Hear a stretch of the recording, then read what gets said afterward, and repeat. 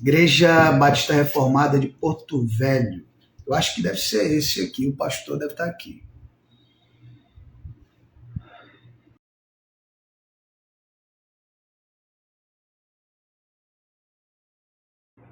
Olá, irmãos. Olá. O pastor Vladimir está pelo Batista Reformada de Porto Velho, eu acho, né? Deixa eu ver aqui se é isso.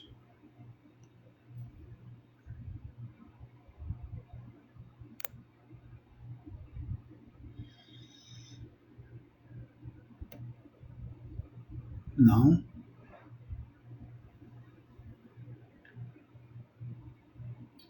Ah, tá aqui, entrou. Ok.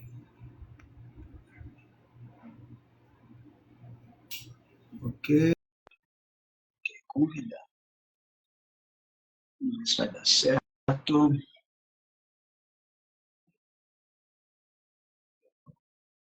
Olá. Estou lhe ouvindo, pastor. Boa noite. Você está me ouvindo aí? Estou ouvindo. Vou colocar aqui. Tirar esse microfone, está ouvindo bem? Estou ouvindo bem. E você, me ouve? Sim, agora sim. Tá certo. Ok. Muito bem, pastor. Seja bem-vindo. Bem-vindo a todos que estão conosco nesta live, promovida aqui pela Igreja Batista Antioquia de Rio Branco. Hoje nosso convidado é o pastor Vladimir Fernandes, da Igreja Batista de Porto Velho. Ele vai falar sobre o seu novo livro. É o primeiro, pastor? Sim, na área teológica, sim. Primeiro. Seu novo livro teológico, Predestinação para Leigos. Só o tema já chama atenção, né? Predestinação para leigos. Ele pode falar um pouquinho dele. Eu gostaria que o pastor Vladimir se apresentasse, falasse um pouquinho dele e depois eu volto com algumas perguntas sobre o livro. Vamos começar falando do livro e depois vamos falar do assunto predestinação. Pastor, seja bem-vindo. Maravilha. Obrigado, pastor. Prazer estar com o irmão novamente, participando das suas lives. Pastor que tem aí, trabalhado, né, na parte da comunicação. Isso é muito bom, muito interessante. E estamos aqui para falar um pouquinho do livro, né, Predestinação para Leigos. Pastor Cantos era o meu primeiro livro. Eu fiz um mais na área mais do meu trabalho, né? Sim. Na área lá da acadêmica, sim, mas na área teológica, bíblica, esse é o primeiro. E, de fato, assim, tem sido uma bênção de Deus esse material, né, esse fruto. De fato, estou bastante feliz por ser útil na obra, né? E por ele estar ajudando, esse material está ajudando algumas pessoas por aí já. Ok. Pastor, esse nome, Predestinação para Leigos, foi de propósito?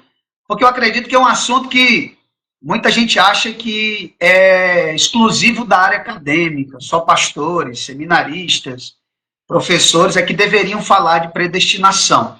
Uma vez aqui na minha igreja, pregando sobre o assunto, uma irmã que não está mais conosco, ela disse, pastor, não fale sobre esse assunto, é um assunto confuso, traz confusão para a mente das pessoas, deixa isso lá para a academia, para os doutores, os mestres de teologia, isso vai confundir os jovens. É isso mesmo ou não? Porque o título do livro dá a entender que é um assunto para ser tratado também na área acadêmica, mas a igreja precisa ouvir, eu acredito que a sua intenção era essa. Sim, com certeza. No início do livro, a gente já mostra que esse tema ele é bíblico. Então, ele não é um tema, às vezes a gente vê muita discussão na internet, debates, até brigas, mas esse tema não é um tema de Calvino, esse tema não é um tema de Lutero, não foram esses homens que criaram, eles só divulgaram e sistematizaram a doutrina. Então, a primeira coisa que a gente tem que considerar é que é uma doutrina bíblica, é Paulo que traz, é o Senhor Jesus quem mostra, o Antigo Testamento está cheio. Então, se é uma doutrina bíblica e foi direcionada por Paulo, Paulo fala isso à igreja aos Romanos, Paulo fala isso para a igreja aos Efésios. Isso é uma linguagem comum de Paulo para a igreja inteira. Então, eu penso que é um tema que deve ser estudado e aprendido pela igreja. É uma doutrina muito importante, tem muitos benefícios para a igreja, e, portanto, não é uma coisa para a academia, não é uma coisa para as pessoas estudarem só lá no gabinete, não possa trazer, inclusive nas pregações, inclusive em escola bíblica, inclusive em devocionais, então, no evangelismo. Então, não é uma coisa separada, né? É algo que deve estar, de fato, no cotidiano da igreja. Então, por isso, para leigos, para justamente mostrar assim, olha, isso não é um material avançado, cheio de termos gregos, hebraicos, uma linguajar lógico complicado, porque, de fato, existe um aprofundamento bem denso da doutrina. Então, essa ideia é justamente levar para quem não precisa de tanto aparato e entender o que a Bíblia claramente mostra e o que é importante para nossas vidas, né? Então, no nosso contexto da teologia reformada, principalmente, a gente, no contexto da salvação, a gente dá muito valor a entender a soberania de Deus, a graça, a obra dele, os decretos, o planejamento de Deus. A Bíblia está cheia de termos que falam que o Cordeiro foi morto antes da fundação do mundo. Então, tem muitos termos que falam sobre a eternidade e salvação, apontando justamente para Deus. Jonas 2,9 diz que ao Senhor pertence a salvação, dando uma exclusividade às mãos de Deus. Então, Paulo fala sobre, ele nos predestinou, e aos predestinou, e se chamou, aos que chamou, justificou, aos que justificou, glorificou. Então, é uma linguagem que a igreja deve ter acesso. Então, para leigos é isso. É justamente para quem não precisa de ter um dicionário volumoso de termos em latim, grego, hebraico. É nesse sentido, então. Ela é uma linguagem comum que a gente deve trabalhar. E o meu pensamento é que essa doutrina deve estar no seio da igreja, né? Como muitas outras são importantes, né? Então, qualquer membro comum pode aprender sobre predestinação. Uma criança, por exemplo, pode aprender sobre predestinação, sem problema nenhum. Né? Pode sim, os pais já podem ir falando, né? Cada faixa etária, né? Os pais já podem, inclusive, ir falando. Meu filho eu já ensino que Deus é soberano, que Deus governa todo mundo. E aí, eu acho que isso é interessante, que quase todo cristão fala isso. Deus é soberano, Deus governa, mas a gente leva isso a sério mesmo, a gente leva isso até as últimas consequências. E aí tem cristão que fala isso, mas em outro momento ele se contradiz, aí em outro momento ele não é muito soberano, né? Mas a gente fala, ensina e leva, de fato, as últimas consequências. Deus é soberano. Então, até para as crianças dá para ensinar já, que Deus governa, nos momentos das dificuldades, a gente ter paciência, que Deus está controlando, guiando todas as coisas. Então, isso tem muito a ver com a doutrina também, né? É o consolo da doutrina, a gente está descansado em um Deus que, de fato, tem o universo em suas mãos. Ele não está lá como espectador, olhando o que está acontecendo, sujeito a outras forças tomarem as coisas da mão dele, das rédeas de Deus. Então, não é essa visão, por exemplo, de Daniel. Daniel, em vários momentos, as experiências, até com Nabucodonosor, né? Nabucodonosor chega a falar assim, olha, os céus dominam. As pessoas têm que entender que entre aspas, aí, parafraseando, eu achava que era grande, soberano, mas é o céu que domina. Então, biblicamente, a gente tem que compreender isso. Então, eu acho que é para a igreja, sim. Eu acho que tem muitos benefícios, inclusive desde as crianças, no seu tempo já ir crescendo com a ideia clara, sólida, de que Deus é aquele que nos salva, de que nós não somos merecedores de maneira nenhuma. Isso tem que ficar claro até para as crianças. Questão do mérito próprio. Quando a gente tira o mérito próprio, a gente está falando, salvação vem de Deus. Então, Isso deve ser ensinado às crianças, juniores, adolescentes, a jovens, adultos, idosos, para todas as classes, né, etárias aí da nossa igreja.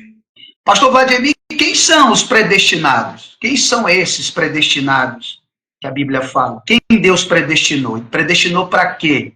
Quem são essas pessoas? Olha que legal. Então, a Bíblia fala, principalmente Efésios, ela fala assim, que Deus nos escolheu antes da fundação do mundo. Não é isso? E nos predestinou. Em Efésios capítulo 2, ali, capítulo 1, melhor dizendo, Paulo traz, inclusive, é um dos textos que a gente analisa aqui no livro, faz uma pequena exegese ali, o Efésios capítulo 1, ele fala bem claramente de que Deus nos escolheu e nos predestinou. Mas quem é nos predestinou? Está falando para a igreja. Deus escolhe o seu povo. Vós sois nação eleita, sacerdócio real, povo de propriedade exclusiva de Deus. Pedro vai dizer isso depois. Nação eleita, sacerdócio real. Então, essa nação eleita está falando da igreja, está falando do povo de Deus. Então, os eleitos ou predestinados são aqueles que vão ser salvos, né? Paulo diz em Romanos, aqueles que predestinou, a esse chamou, aos que chamou justificou, aos que justificou glorificou. Romanos 8, todos os predestinados serão salvos, né? Então, nenhum predestinado. Oi? Nenhum predestinado deixará de ser salvo, não é isso? E os predestinados vão ser salvos, são aqueles a quem o Senhor vai salvar. E não há possibilidade de se falhar. Os eleitos, os predestinados, eles vão ser salvos. A obra do Senhor vai ser eficaz na vida deles. Eles, em algum momento na história, eles vão ser chamados pelo Evangelho, eles vão ouvir o Evangelho, eles vão ser justificados, eles vão ter o coração transformado, receber o novo nascimento, vão ser salvos e prosseguir a vida cristã normal até a glorificação. Então, Romanos deixa bem claro isso, que os que predestinou, a esse chamou, chamado ali eficaz. Então, os eleitos, os predestinados, eles vão ser salvos verdadeiramente. A palavra vai tocar em seus corações e eles vão alcançar a salvação. Pastor Vladimir, eu acho que um dos grandes problemas também nessa área de predestinação é achar que Deus é injusto, né? Muita gente pensa assim, bom, se a predestinação é verdadeira, se Deus escolhe algumas pessoas para serem salvas, né? Ele elegeu um grupo para ser salvo, então ele predestinou essas pessoas para serem salvas. Mas ele não predestinou todos para serem salvos. E aqueles que não forem predestinados para serem salvos, Deus não está sendo injusto com essas pessoas, salvando uns, escolhendo uns e não escolhendo outros. Seria injustiça da parte de Deus, porque muitos vão dizer, então Deus foi injusto com Judas, porque Judas já estava predestinado a trair o Senhor, né? a mesmo se vender, né? E etc. Quer dizer, tudo que ele fez ali já estava decretado, predestinado. Então, Deus seria injusto. Muita gente pensa assim. O que o irmão acha sobre isso? Pois é, pastor. A gente também trata isso no livro. A gente aborda essa parte sobre essa acusação de ser injustiça de Deus. Talvez seja um dos maiores dilemas, né? Como Deus predestina e ele não é injusto, né? Então, a gente pode pensar o seguinte. Primeiro, há um pensamento que ele é chamado, assim, de modo um pouquinho mais sofisticado, ele é chamado de infralapsarianismo. Na ordem lógica dos decretos de Deus, quando Deus vai eleger, primeiro ele decreta e ele trabalha para criar o homem e a natureza, as coisas que existem. Depois ele trabalha um decreto em permitir o mal e o pecado. Depois depois que o pecado entra e, vamos dizer assim, corrompe os seres morais, aí, na lógica, tá? Não é cronologicamente, mas logicamente ele trabalha seu decreto, sua eleição, a partir daí, salvando aqueles que são pecadores, que já são uma massa caída. Então, essa perspectiva, quando Deus elege, ele salva pecadores. E quando ele não elege, quando ele não predestina, ele também simplesmente está deixando de fazer algo por um pecador. E esse pecador, portanto, por ser já pecador condenado, ele merece a condenação já justa pelos seus atos. Não é que Deus pega, então, um inocente puro e lança no inferno. Então, tem muito a ver com isso. Quando a gente pensa em justiça, a gente pensa assim, nossa, então Deus pegou uma pessoa inocente e lançou no inferno, arbitrariamente. Então, isso é um pensamento equivocado, porque nas Escrituras a gente não vê ninguém inocente. A Bíblia fala, não há um justo sequer, não há um que faça bem, não há um que queira Deus. Todos se extraviaram e a um se perderam. Por isso que é comum no linguajar do cristão ele falar assim também, que todos nós merecemos um inferno. Então, o que às vezes precisa para o cristão é ele trazer, às vezes, algumas coisas que já está no linguajar dele para a realidade prática, para, de fato, ele concordar com isso, né? Então, o cristão às vezes fala, nós merecemos um inferno. Ok, então quando Deus fala assim, não vou eleger, então você vai para o inferno, aí a pessoa fala, é injusto. Mas não é injusto, é porque, de fato, a criatura se corrompeu. Então, tem muito a ver, sem entrar em muitos embates, tem um problema muito grande também entre a existência do mal, né? Como pode um Deus justo e a existência do mal, do pecado? Se ele é justo, por que ele não acaba com o mal? Não é isso? Então, uma série de coisas, sim, que são um pouquinho mais profundos. Mas, a título de introdução, é trabalhado aqui, a gente mostra, Deus não é injusto. Paulo, em Romanos 9, ele fala assim, que a gente não pode atribuir injustiça a Deus. Quando supostamente vão questionar sobre Deus ser injusto, porque Deus tem misericórdia de quem quer, não é isso? Então, o Paulo fala assim, quem é tu, homem, para questionar contra o seu Criador? Pode, por acaso, né, o vaso e inquirir o oleiro sobre alguma coisa? Então, mais ou menos nesse sentido, apesar de a gente entrar em esferas complicadas de fato, mas ele tem uma perspectiva, para ser simples, né, aqui, então uma perspectiva assim, ó, nenhum ser humano foi bom. A Bíblia diz que todos se corromperam. Então, Deus trabalha simplesmente assim, do cesto de maçãs podres.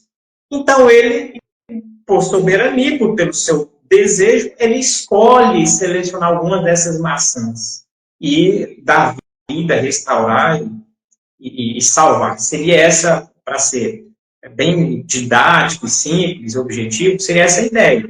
E não anula a responsabilidade, né? Não anulando a responsabilidade do homem, porque ele continua podre.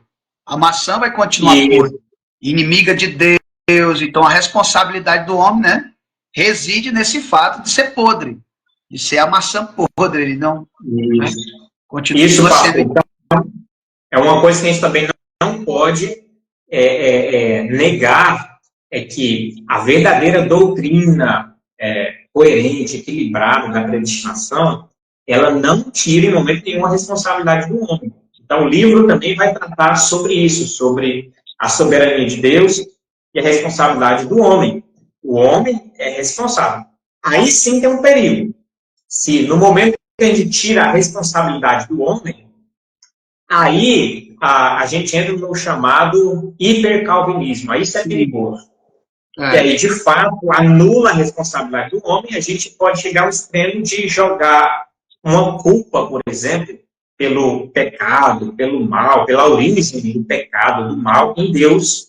E tem algumas pessoas que se arriscam a dizer até que Deus criou o mal, que Deus é o responsável pelo mal, coisa do tipo. Aí é de fato perigoso, e aí é por isso que às vezes os oponentes dessa doutrina, pegam esse gancho e tentam criticar toda e qualquer formulação da predestinação. Mas a predestinação ali, que foi trabalhada na teologia reformada, aperfeiçoada, melhor dizendo, né? Antes disso, desde Agostinho, a gente já tem essa formulação da predestinação, desde o século III, aliás, desde o Novo Testamento, desde o Antigo Testamento tem a predestinação lá.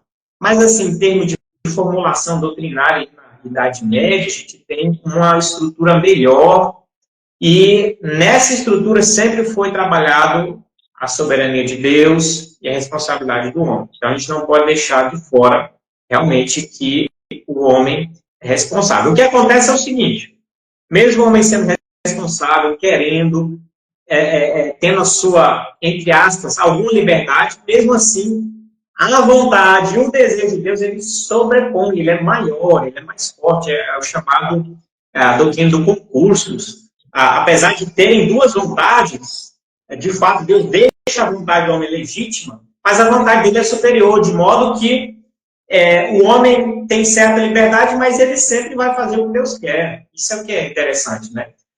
O pastor citou o caso do traidor, do Judas. A Bíblia, em Atos, diz que ele fez tudo aquilo que estava determinado a ser respeito. Eu acho que é Atos 1, 24, que diz, né? E orando disseram, tu, Senhor, conhecedor do coração de todos, mostra qual desses dois tem escolhido, para que tome parte deste ministério e apostolado, de que Judas se desviou. Então, ele não anula a responsabilidade de Judas, né? Para ir para o seu próprio lugar. Então, veja que Deus, de certo modo, controlando a história, ele decretou que Judas faria aquilo, mas, ao mesmo tempo, ele não anulou a responsabilidade dele de fazer o que ele fez, né? Ele é responsável pelo que ele fez. Não anula de jeito nenhum. Mas, pastor, também gosto... Deixa eu ver se eu abro aqui rapidinho, pastor. É Atos 1 que eu li aqui, Atos 1, 24. Atos 2, 23. É muito bom também isso. Nessa questão é muito interessante. A este entregue conforme o plano determinado e presciência de Deus. Vocês mataram, crucificando por meio de homens maus. Porém, Deus ressuscitou, livrando da agonia da morte. Aqui está falando o seguinte, está falando de Jesus, da morte de Jesus e da crucificação. E o texto aqui, Atos 2, 23, diz que ele foi entregue conforme o plano determinado e presciência de Deus. Então, foi tudo conforme o decreto de Deus. E aí, em seguida, ele fala assim, vocês o mataram, crucificando por meio de mãos, né, por meio de homens maus. Então, ao mesmo tempo que Deus a morte de Cristo o homem é responsável, né? Exatamente. Ao mesmo tempo que Deus fala, eu que determinei tudo, e aí depois ele fala, mas vocês é quem mataram. E ninguém obrigou ali os homens, eles estavam exercendo a sua liberdade, sua responsabilidade. Ninguém estava ali forçando os judeus a incriminarem falsamente Jesus, os soldados crucificarem, eles estavam fazendo livremente, e eles queriam e são responsáveis por isso. Até porque, pastor, para uma pessoa não regenerada, como Judas, por exemplo, fazer o que ele fez, era uma coisa natural. Para um pecador fazer o mal, um pecador não regenerado fazer o mal, é uma coisa tão natural que não chega a ser assustador isso. Né? Então, é da natureza dele. O estranho é um pecador praticar o bem. Por isso que uma pessoa regenerada praticar o bem é um milagre. Porque a nossa natureza não é praticar o bem, não é fazer o bem, é fazer o mal. Então, quando a gente vê uma pessoa regenerada na prática de boas obras, né, fazendo o que é correto, procurando viver uma vida piedosa e tudo, isso é anormal, vamos dizer assim, né? Isso é o estranho, porque é contrário à nossa natureza. Isso. Por isso que existe essa guerra da nossa natureza contra o pecado. Uma coisa interessante. A doutrina, essa doutrina é para a igreja. Quem não é cristão, ele não está nem um pouco preocupado com isso, ele nem sabe, ele não está preocupado com Deus, ele quer viver a vida dele, ir para o boteco dele no fim de semana, trabalhar e viver para as carnalidades dele.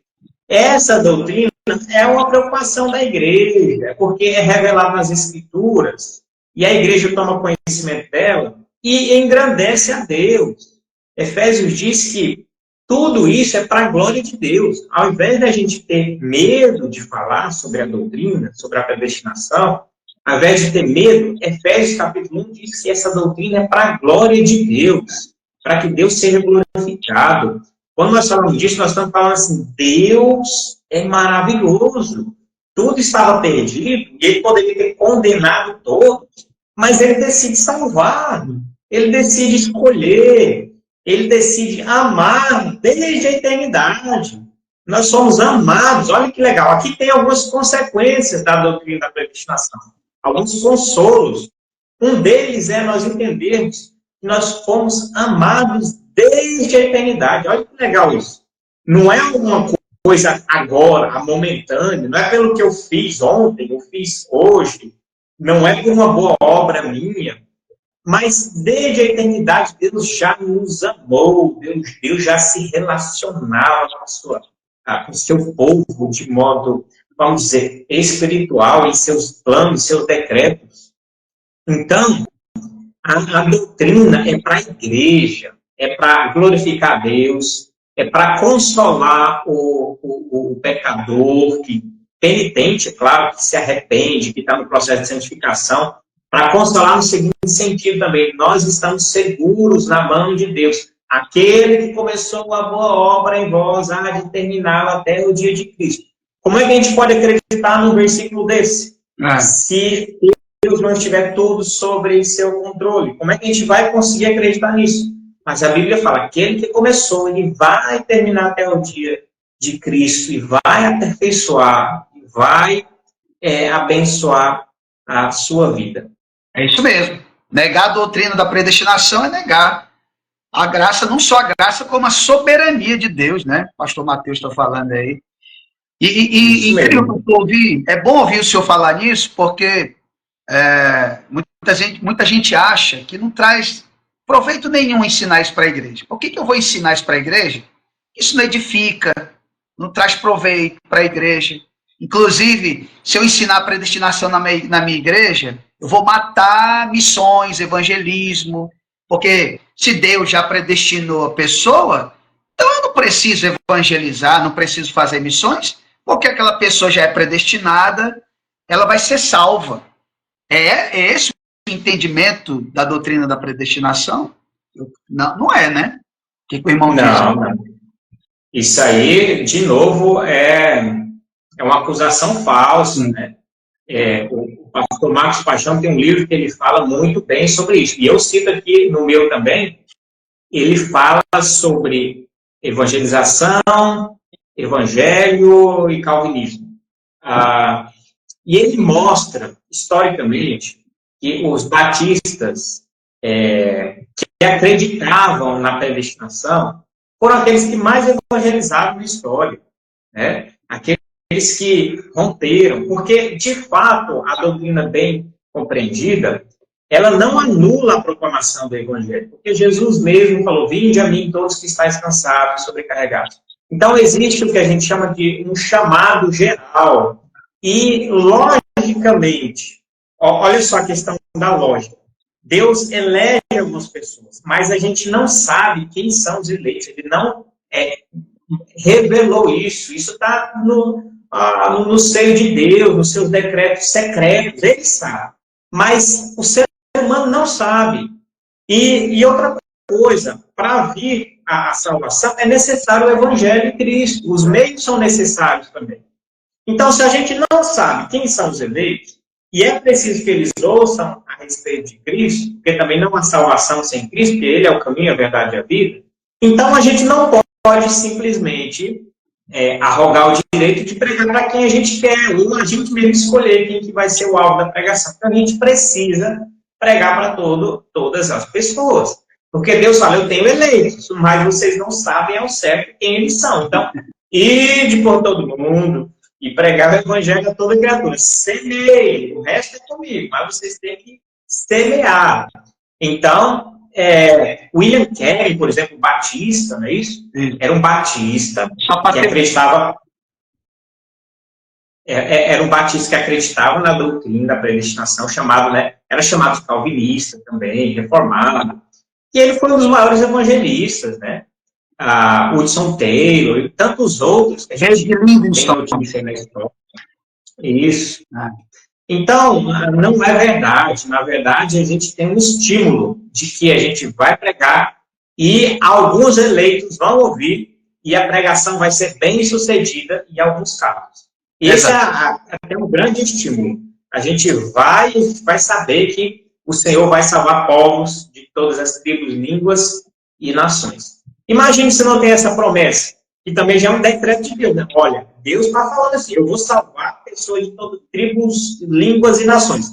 Já é um decreto de Deus. Sim. Então a gente vai já na expectativa de que Deus vai abençoar a missão, porque em todos os povos ele tem plano de salvar pessoas, não é isso? E ele quer nos usar para isso. E aí tem a evangelização. Mais um detalhe, pastor, só um detalhe. Tem pessoas que falam assim, eu já ouvi uma vez assim, esse negócio de calvinismo, vocês não podem evangelizar com isso aí, não. Vocês vão espantar as pessoas, vocês vão atrapalhar as pessoas e etc. Aí eu fiquei pensando numa época, fiquei matutando, as pessoas criticando que não tinha que pregar e não tinha. Eu pensei assim, é claro que a gente não prega nomes, né? A denominação, uma nomenclatura, calvinismo, reformado, isso é só um título para expressar uma doutrina. É claro que a gente não vai pregar pessoas, né? Mas o fundamento da doutrina, olha só interessante.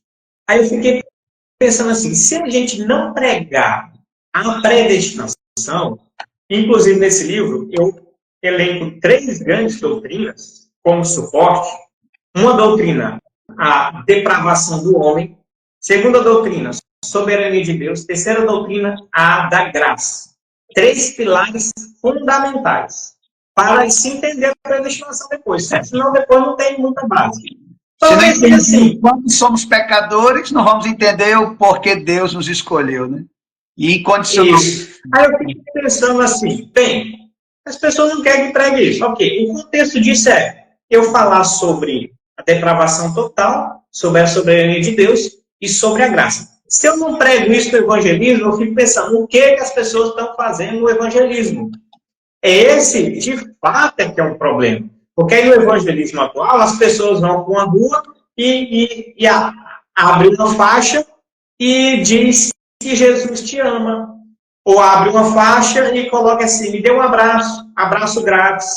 Abraço, Jesus te ama, recebo. Então, aí as pessoas estão trocando você pregar a depravação do homem, que o homem é pecador, que ele precisa de Deus, e Deus é soberano, e há uma graça. Estão trocando isso, que é o cerne do que nós estamos fazendo, por pregações, um evangelismo meramente emotivos, motivacionais, psicoterapêuticos e coisas do tipo.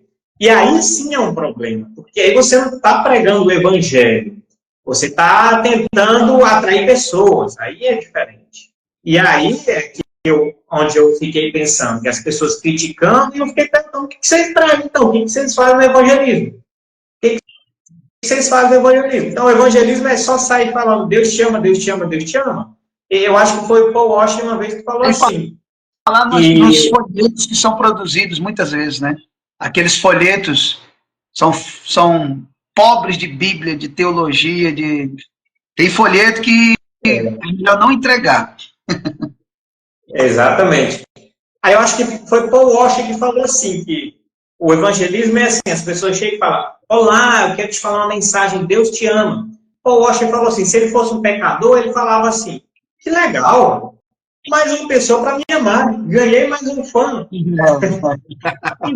Então, não tem nenhum apelo para mudança de vida, para arrependimento, para consciência de pecado, e tudo isso é o evangelho. Jesus começou pregando, João Batista, e depois Jesus começou pregando. Arrependei-vos, porque é chegado o reino dos céus, está próximo o reino de Deus. Arrependimento fala que o homem é pecador. É o que a gente está falando aqui, ó, depravação. O homem é pecador e não pode se salvar, senão não precisava dessa mensagem da cruz de Cristo. Era um pelagianismo que a pessoa simplesmente falava assim, olha, você consegue, vai, e você vai vencer por conta própria. Então, é isso. As pessoas falam, não deve pregar isso, mas vai pregar o quê? Vai evangelizar o quê? Eu quero saber, então. O que vai substituir? Qual é a mensagem? Né? Esse é o dilema. Pastor, não sei se o senhor trata isso no livro, mas existe uma discussão sobre esse assunto, que é a discussão da dupla predestinação. Né? A dupla predestinação, se eu estiver errado, o senhor me corrige, ensina que Deus escolhe, Deus predestina, né, os seus para serem salvos, então ele escolhe alguns para serem salvos, e ele escolhe outros para serem condenados. Ou seja, Deus predestinou também para a condenação. Ele predestina um grupo para a salvação e predestina um outro grupo para a condenação. O seu livro trata sobre esse assunto, sobre a dupla predestinação, porque muita gente vai dizer assim, né, que se Deus predestina alguém para ir para o inferno, então ela não tem culpa. Né? Deus predestinou a pessoa para ser condenada, então ela não tem culpa para ir para o inferno. Então, essa questão da culpa entra naquela da injustiça que a gente viu, né? Sim. Então, mesmo Deus decretando a pessoa para a condenação, ele não é injusto, sim, ele não comete erro sobre isso. Né? Então, todas as coisas têm que passar pelo governo de Deus, pelo decreto de Deus. Nada existiria se não fosse pelo decreto de Deus, pelo desígnio de Deus. Então, tem que passar. A condenação das pessoas também passa pelo decreto de Deus. Então, voltando àquela ilustração da massa caída, então Deus escolhe os seus que serão salvos, a sua igreja, o seu povo, conforme Paulo diz, né, isso em Romanos, aos que predestinou, esses chamou, aos que chamou, justificou e depois glorificou. Ao ato de ele chamar a sua igreja, automaticamente ele não se furta de identificar e de deixar claro aqueles que também não o são. É claro, deixar claro nos decretos dele, porque a gente não sabe, eu não sei quem são os eleitos, e eu também não sei quem são os preteridos, os condenados. Mas a Bíblia deixa isso claro, que Deus é quem destina e direciona o destino dos homens. É Bíblia. Eu vou ler alguns textos aqui que está no livro, inclusive. Esse é o capítulo 9, o último capítulo do livro. Eu trato ele para mostrar também essa parte do decreto de Deus, que o Senhor também trabalha com isso, com os que não são predestinados para a salvação. Eles são preteridos, tá? Então, 2 Coríntios 4:3, se o nosso evangelho está escondido para os perdidos. Então, Paulo tem uma noção aqui de que o evangelho está escondido para os perdidos. Há uma categoria de perdidos aqui, uma espécie de lista de pessoas para as quais o evangelho está escondido. 1 Pedro 2:8 está falando sobre falsos mestres, e ele diz o seguinte, que tropeçam na palavra sendo desobedientes, para o que também foram destinados para essa desobediência e depois condenação. 2 Pedro 2:12, estes como animais selvagens, feitos para serem apanhados e destruídos. Provérbios 16:4, o Senhor criou tudo o que existe com um propósito definido, até mesmo os ímpios para o dia do castigo. Então, são textos bíblicos que exigem uma interpretação, né? Uma exegese. Judas 1:4, há certos homens que entraram sorrateiramente e antes, na antiguidade, foram ordenados para esta condenação. Tem mais aqui, mas não é o objetivo de ser exaustivo de versículos. O próprio Faraó diz que o Senhor endureceu o coração de Faraó. Não foi o diabo, foi o Senhor. Isso. O Senhor endureceu o coração de Faraó. E aí, em Romanos, vai dizer que ele tem misericórdia de quem quer e endurece o coração de quem ele quer. Pronto. Exatamente. Então, Deus é soberano. A gente deve sustentar isso até as últimas consequências. Porque o cristão tem isso na boca, por exemplo. Quando a gente vai tentar consolar uma pessoa doente, um enlutado, normalmente a gente chega para o cristão, para o outro, e fala assim, olha, meu irmão, confia, Deus é soberano. Ok, Deus é soberano nessa situação, mas Deus é soberano em todos os aspectos. Então, nesse sentido de destino da vida humana, ele também é soberano, tanto para os que são salvos, quanto para os que vão se perder. E os que vão se perder são decretados por Deus para isso, mas são condenados por causa dos seus pecados, sim. Eles, é como a gente falou do texto lá de Judas. Judas fez tudo, as pessoas, inclusive, não só Judas, as pessoas crucificaram Jesus. Deus decretou isso. E elas vão ser condenadas porque crucificaram Jesus. Mas elas vão ser crucificadas por causa que elas pecaram, não foi por causa do decreto de Deus. Deus falou, vocês vão crucificar meu filho. Está decretado, Atos 2, 23. Está decretado, vocês vão crucificar o filho. Mas a responsabilidade é de vocês. Então, uma coisa bem interessante também é o seguinte, que Deus decreta, mas ele não é responsável. O responsável é quem são as causas secundárias. O homem que vai e executa a questão do mal, não é isso? O homem que executa o mal, ele é responsável pelo seu mal. Então, apesar de Deus decretar para o inferno, sim, o homem vai porque o homem é culpado. O homem é que é pecador, o homem que não quer saber de Deus, e o homem vai concordar com isso. Ninguém vai chegar no juízo final e apontar o dedo contra Deus. No juízo final, todo mundo vai falar assim, ó, de fato, eu sou pecador, eu fiz o que não presta, eu sou merecedor. Mesmo que o Senhor tenha decretado, fui eu que fiz. Então, eu sou responsável. Essa é a ideia. Isso é o decreto. Deus vai decretar, inclusive, os ímpios para o dia do castigo, mas ele vai decretar a responsabilidade por causa do ímpio que cometeu o seu próprio pecado. São duas verdades que nós aceitamos como verdades, só temos dificuldades de conciliar e, às vezes, até de compreender isso, porque somos limitados, somos seres limitados. Se compreendêssemos tudo, aí deixaríamos de ser seres limitados, seríamos Deus, no caso. No céu, a gente pergunta detalhes para Deus. De fato, a gente tem que ser humilde e falar, Senhor, aqui a gente está falando sim, Senhor, é a tua palavra, mas de fato tem os seus desafios, né? Pastor, geralmente, novos convertidos que começam a ouvir sobre esse tipo de doutrina, ou pessoas que já são antigas na fé, mas que nunca tiveram acesso à doutrina da predestinação, da eleição, geralmente tem dúvidas. Por exemplo, eu já ouvi pessoas dizerem assim, mas pastor, como é que eu vou saber que Deus me predestinou? Como é que eu vou saber se eu sou escolhido? Né? Eu posso viver a vida inteira enganado, vivendo uma vida correta e tudo, mas eu não sei se Deus me predestinou, se Deus me escolheu. Como é que eu vou saber se eu sou escolhido ou não? É possível saber? É possível. Eu vou dar uma resposta que eu vi recentemente um pastor e eu achei muito interessante. Eu não me lembro agora o nome dele, mas eu vi um pequeno vídeo e eu achei muito interessante. Essa mesma pergunta fizeram. Como saber se eu sou predestinado ou eleito? Aí ele respondeu assim.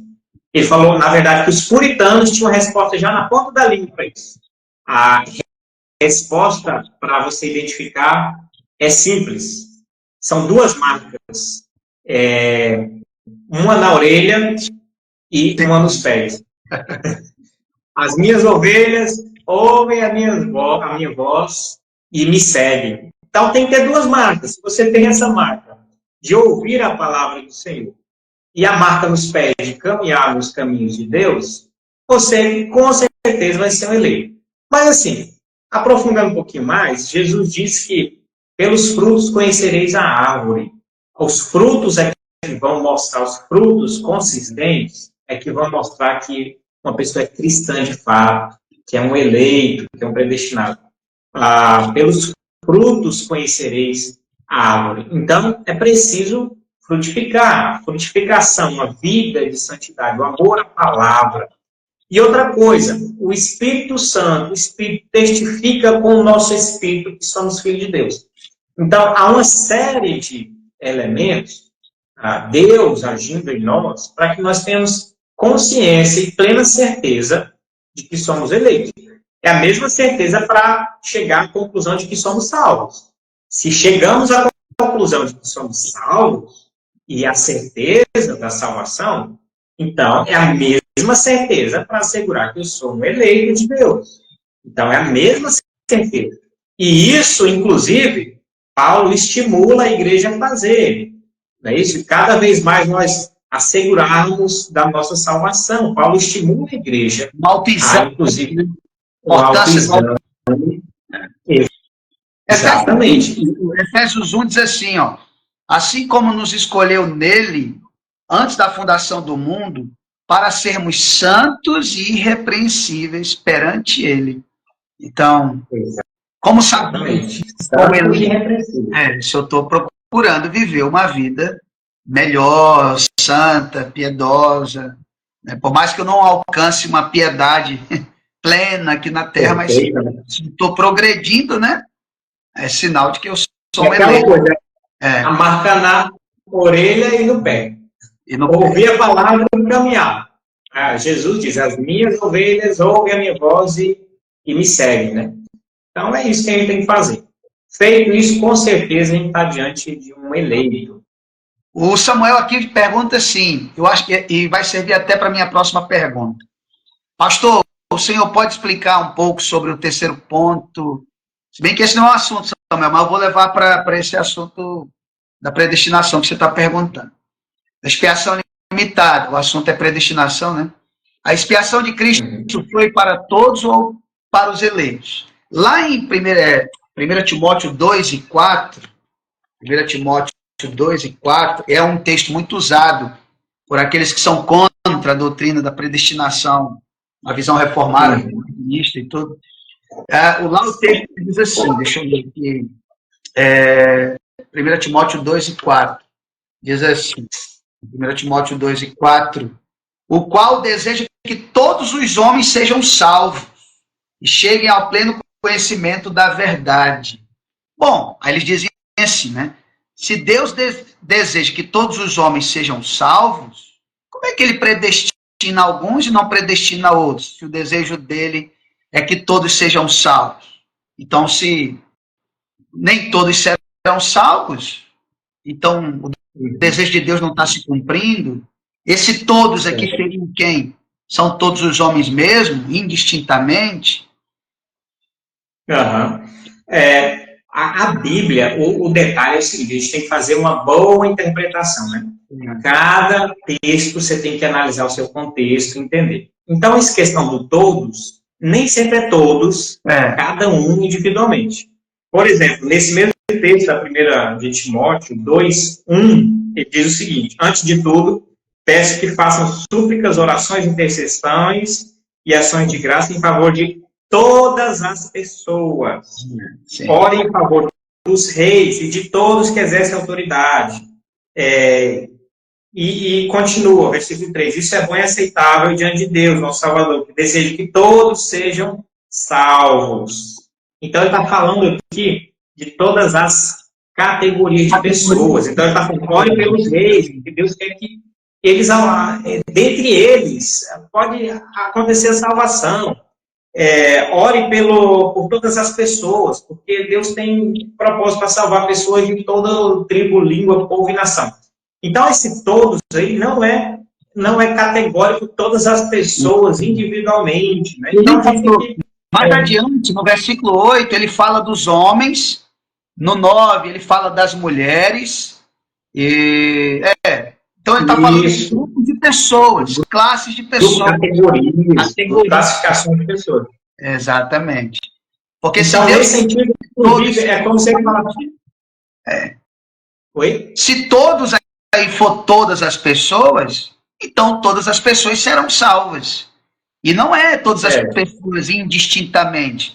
Porque se for todas as pessoas, Samuel, indistintamente, então ninguém vai para o inferno. Vai todo mundo para o céu, não é? Então, ele está aqui, né? A si mesmo se deu em resgate por todos. Então, a gente tem que tomar cuidado se não cai no universalismo mesmo, né? Se Jesus resgatou todos, a gente tem aqui uma base, inclusive, para o universalismo, para a salvação de todas as pessoas. Sobre a expiação que a pessoa perguntou ali, se é limitada, é ilimitada, o primeiro detalhe é o seguinte: hoje em dia, a gente tem muito debate no Brasil acerca desses temas, e muitas, inclusive, brigas e disputas e coisas que são até um pouco desagradáveis.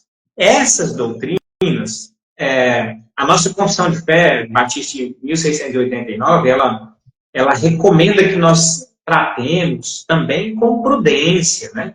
Com respeito, com prudência, porque são elementos, né, doutrinários que estão envolvendo o nome de Deus e que temos o cuidado, né? Esses detalhes, muitas vezes, as pessoas não vão compreender, a menos que estudem, façam ali um estudo um pouquinho mais aprofundado, e, inclusive, em alguns momentos a gente respeita, é claro, em alguns momentos não, a gente respeita a opinião das pessoas, né? Sobre a expiação limitada, inclusive entre os próprios reformados, em alguns momentos históricos houve divergência. Então, surgiu uma vertente, esqueci o nome agora da pessoa, mas ele propôs 4 pontos do calvinismo, e o ponto da expiação ele não aceitou. Então, Amiraldi, de onde vem os amiraldianos, não é isso?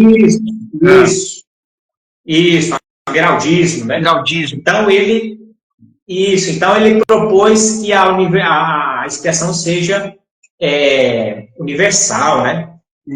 Nós acreditamos numa expiação definida pelo seguinte sentido, para ser simples e objetivo, né? Jesus vem morrer e salvar os eleitos. Não tem necessidade nenhuma, não tem utilidade nenhuma ele esvair o seu sangue para quem não seria salvo. Ou, hipoteticamente, a obra de Cristo na cruz não é hipotética para, talvez, possibilitar a salvação. Nós acreditamos que ele salvou pessoas, efetivamente. Os eleitos ali, na morte dele, foram salvos. Não é simplesmente... Eu vi de um arminiano esses dias, pastor, que Jesus morreu para tornar o homem salvável. Eu ouvi também isso aí. Mas isso não é bíblico. A Bíblia não diz que não tem uma condição do homem salvável. A Bíblia mostra o homem mortos em seus delitos e pecados, ou o homem salvo pela graça de Deus. Não tem um estado em que Jesus morreu para anular o efeito da depravação, para o homem ficar neutro, e a partir dessa neutralidade agora ele tem condições de escolher. É bonito de se falar, é fácil de repente, conciliar dificuldades bíblicas, mas não é bíblico profundamente. Porque a Bíblia não fala dessa condição salvífica do homem. Ela fala que o homem, vai lá, Efésios 2, vós estáveis mortos pelos seus delitos e pecados. O homem estava morto, a igreja estava de Éfeso, né, a quem Paulo estava dirigindo, estava morto em delitos e pecados.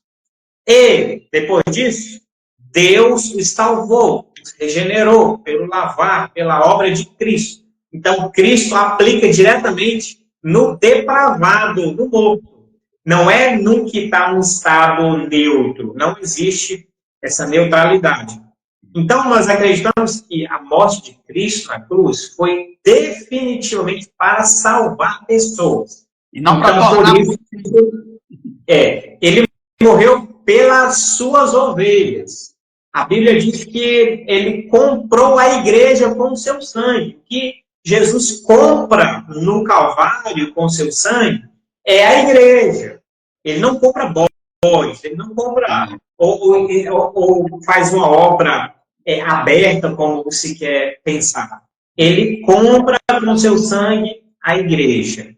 Tem paralelos disso no Antigo Testamento, a expiação era feita para Israel, que era o povo de Deus. No Novo Testamento, então, tem muitos textos atribuindo isso também. Jesus orando, intercedendo em João 17, orando pelo seu povo. Eu não oro pelos outros, eu não oro pelo mundo, mas eu oro pelos que o Senhor me deu. Então, se Cristo está intercedendo apenas pelo seu povo, pela sua igreja, não deveria também o sangue dele ser esvaído, uma vez que ele só intercede e ora e se preocupa com o seu povo? É claro que a sua vida é dada pela sua igreja, pelo seu povo. Então, é um debate, é claro que é mais longo, tem muitos livros a esse respeito, mas essa a posição majoritária dentro da teologia reformada. Ok. Pastor, infelizmente o Instagram nos dá só 1 hora. Parece que para algumas pessoas, aqueles que têm mais engajamento nas redes, né, não é o nosso caso aqui, eles acabam dando um pouquinho mais de 1 hora. Mas, como aqui eu tenho poucos seguidores, então, eu não sou um Hernandes Dias Lopes, né? Não, então, eu tenho poucos seguidores, então ele vai dar só no máximo 1 hora para mim aqui, 1 hora e alguns 5 minutos, talvez. Eu queria que o senhor dissesse para os que estão ouvindo essa live, como comprar o seu livro, como adquirir o seu livro, Predestinação para Leigos. Nós já temos aqui na igreja, já temos, inclusive não está mais na biblioteca, alguém já pegou, está lendo, já legal. Diga para a gente aí. Olha que legal. Fale um pouquinho. Esse livro, o propósito dele é ter ampla distribuição. Graças a Deus, o William, o Estandarte de Cristo, tem uma visão abençoadora mesmo. Esses livros são de um preço bem módico. E onde você pode encontrar? Na Amazon, no Kindle, quem lê no Kindle, esse livro está em torno de R$5, se eu não me engano, a última vez que eu olhei. Então, bem baratinho. E a editora, o Estandarte de Cristo, de vez em quando faz promoção, e eles já fizeram, inclusive, promoção de deixar gratuito por alguns dias. Inclusive, eu divulguei bastante. Então, se você ficar atento à editora, você pode pegar, então, inclusive, gratuito no Kindle, tá bom? Mas se você quiser tirar um pouquinho mais de pressa, você pode adquirir por uns R$5, você vai estar abençoando a editora Estandarte de Cristo, tem publicações muito boas, e vai abençoar muito o trabalho do William, da editora, e o fortalecimento e crescimento. Maravilha. O livro físico, você encontra no Estandarte de Cristo, tem algumas livrarias que já estão distribuindo pela internet, você encontra na Magazine Luiza, no Shopee. É claro que aí nem compensa muito você comprar nessas plataformas aqui no norte, porque você tem que pagar frete, né? Se for para comprar, eu recomendo ir direto no Estandarte de Cristo. Mas se você quiser um preço mais acessível de custo, pode entrar em contato comigo, que eu puxo da editora e eu só cobro o frete e o preço de custo, tá bom?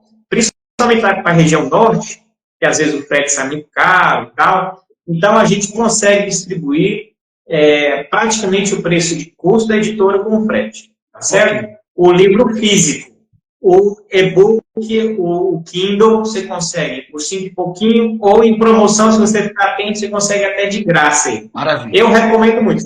Sou suspeito de falar, né? Sou suspeito de falar, mas eu recomendo muito a leitura, demais mesmo. E depois me dá um alô, o que você achou da leitura? Sim. E indique para pessoas também. Esse livro eu já recebi diversas retornos, feedback. Pessoas falando, olha, que maravilha, me ajudou muito. Pessoas que tinham muita dúvida. Pessoas que acharam teólogos que já têm, de fato, uma maturidade. Eles falaram, já estão comentando, olha, é um excelente livro introdutório. É um dos melhores que eu já vi de introdução ao tema. Então, eu estou muito feliz. E eu acredito que ele pode ajudar muito a sua vida, porque ele tem uma série de outras doutrinas também que ele aborda, como eu falei, depravação humana, soberania de Deus, doutrina da graça. Tem uma série de elementos que ele trabalha. Então, se você quiser adquirir, é fácil pela internet, você consegue adquirir ele. Ok.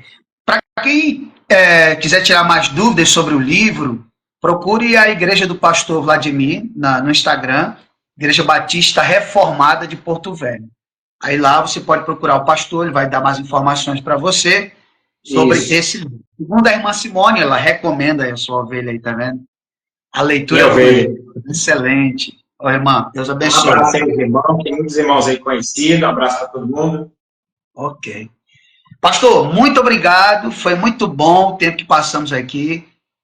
O Samuel aí está dando a dica para a gente fazer outras lives, quem sabe no futuro. Nós vamos receber no mês de agosto o pastor Marcos Paixão aqui em nossa igreja.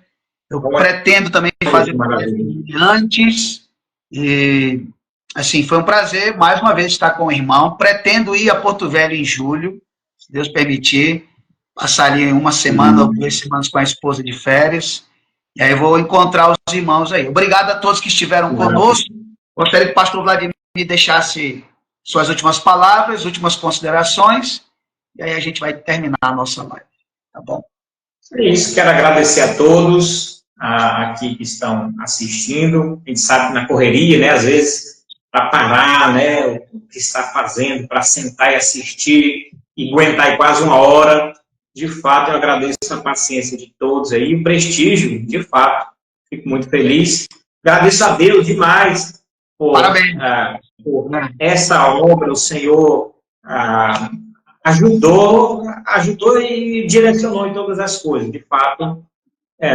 Então, que o Senhor seja glorificado sobre todas as coisas, né, e que seja usado esse material para a obra do Senhor. Recomendo muitos pastores, líderes aí de igrejas. Você pode fazer um pequeno curso também, né? Um pequeno grupo, ou na escola dominical, de repente, pode fazer um pequeno grupo e que tal, de repente, estudar essa doutrina. Então, o pastor pode até ler, de repente o pastor lê primeiro para ver como é que é o material, mas eu recomendo levar para as igrejas, para a escola bíblica dominical, a gente levar conteúdo, doutrina saudável, equipar o povo, para as pessoas conhecerem, aprofundar, voltarem a conhecer as doutrinas bíblicas. É isso que vai fazer as ovelhas serem fortes, é a palavra de Deus. Certo? Então, que seja útil na vida dos irmãos, na vida da igreja, e vamos continuar divulgando, compartilhando, né, e trabalhando. Certo? Agradeço aí o pastor pelo convite, muito feliz e estou à disposição, é um prazer participar com o pastor aí, tá bom? Qualquer hora que quiser, só dar um alô que a gente se organiza aqui. O prazer foi nosso. Deus abençoe o irmão, sua igreja, os irmãos de Porto Velho que estiveram conosco, estão ainda por aqui. Deus abençoe os irmãos de Rio Branco também, da Igreja Batista Antioquia, de outras igrejas. Sejam bem-vindos à nossa live.